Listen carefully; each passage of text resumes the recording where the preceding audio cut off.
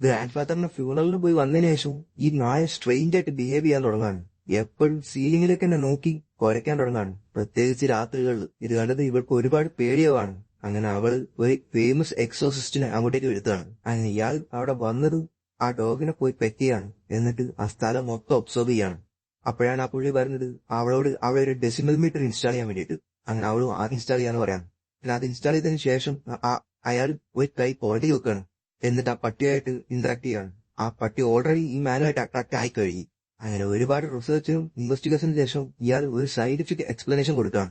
അതായത് കാനൈൻസിനൊക്കെ ഒരുപാട് intense sensitive hearing ആണുള്ളത്. നിങ്ങൾക്ക് മനുഷ്യന്മാർക്ക് കേൾക്കാത്ത പല സൗണ്ടുകളും കേൾക്കാൻ പറ്റും. ഇവര് കുറച്ചു നാളായിട്ടേ ഉള്ളൂ ഈ പുതിയ വീട്ടിലേക്ക് മാറിയത്.